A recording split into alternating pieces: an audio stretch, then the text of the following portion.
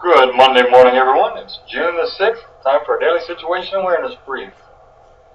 Updated numbers as of Friday from the Rio Grande Valley sector, unaccompanied alien children. Alright, how's that, Brian? Is that any better? Still not hearing you. Okay, I don't know what to tell you. Anyone else having audio problems? Testing? Okay, we have 5. Okay, well. Okay. Hear you. Oh, go ahead. It's not me, it's you. Okay, we have no new declaration information to report.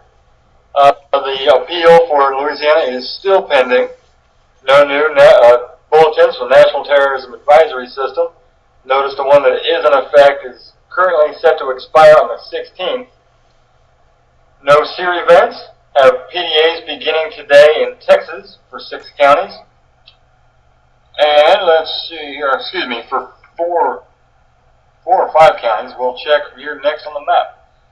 And let's see, also no FMAGs. Would like to point out the objectives for the current Texas flooding incident. These were brought up this weekend. I want everyone to take notice of these. These are on the slides that are currently posted down in the file sharing area. So please refer back to these as often as necessary. Print them out if you'd like. Alright, give me one more second to check that out. And now we will go to the Geo platform. Here are the counties that are currently scheduled IA PDAs beginning today. And let's see, now we will turn it over here. Taking a look around the region, the Louisiana SOC has a crisis action team active, and the Texas SOC remains at level 3. IMAT Team 1 remains in Austin, Texas, and Team 2 has returned to the region and is reconstituting this week. Shelters, 18 are open in Texas, overnight population of 246. Those are the only shelters open in the region. Power outages are about 7 in Arkansas, down from 1,600 in the last 24 hours. Louisiana has 430, down from about 4,800. New Mexico is 60, down from 600. Oklahoma is 33, down from 500.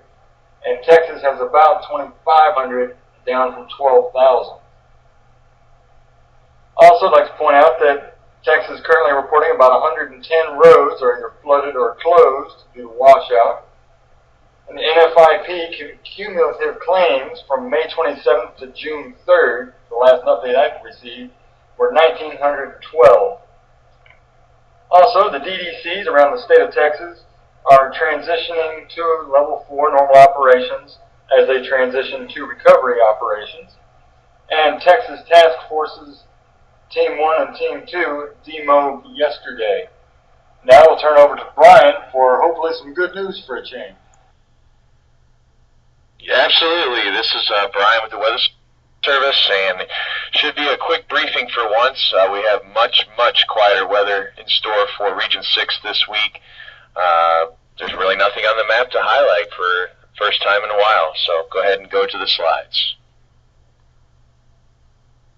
Okay, the rivers have much improved over what we've seen, but even though we're not forecasting a whole lot of rainfall for the next 5 days, as you can see on the image there, the rivers are still going to remain in moderate to major river flooding over portions of the eastern half of Texas, primarily concerned down in southeast Texas. All the rivers have crested for the most part. There's a couple areas there near the Beaumont area that are on the rise, but the bottom line is we'll continue to see moderate to major river flooding for the next several days.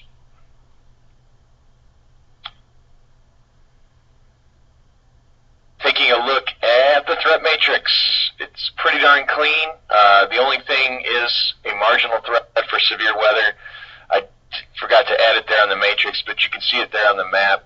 We just have a really small chance for some isolated severe storms this afternoon and evening over northeast portions of New Mexico and into the northwest portions of the Texas and Oklahoma panhandles. That's for damaging winds and hail. And like I said, should be very isolated in nature. And then other than that, we have nothing really to talk about for weather for the next 5 days. Taking a look at the JFO, same thing there. Should be really nice weather. You can see sunny skies. Our forecast for the next 5 days and very little rainfall, and in fact no rainfall for the Little Rock area. Tropical weather, there is Tropical Storm Colin out there in the eastern Gulf. That'll be tracking very rapidly off to the northeast and essentially already hop into the Atlantic by tomorrow afternoon. No impacts to FEMA Region 6 from that storm, and there are no additional tropical cyclones forecast for the next 5 days. As you can see on the precipitation map, much nicer than what we've seen across the region. Just some areas over in the western half of the region, which those areas could use the rain, getting some rain. You do see a little bit of enhanced rainfall across the Texas coastline, but really that's nothing in the way of heavy rainfall expected there. That's just going to be a small chance each day, mostly with sea breeze type activity, which is typical for this time of year. Taking a look at the drought monitor, like I said, out west in New Mexico, they could use the rain, so what we're going to get over the next 5 days will be welcome. And space weather is pretty darn quiet with no impacts to the region. And that's all I've got, unless there's any questions. Thank you, Brian. Anyone has questions for the National Weather Service, please type in the chat window or speak up if you're on the phone. We will continue on. And there we go.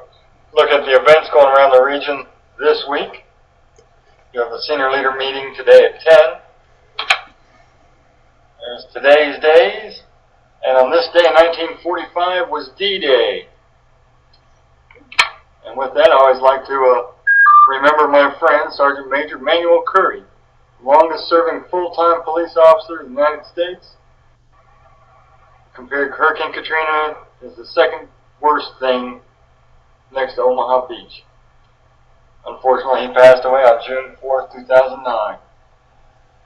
Alright, no questions. This concludes today's briefing. Remember the objectives on slide number 3. Y'all have a great day. Talk to you tomorrow.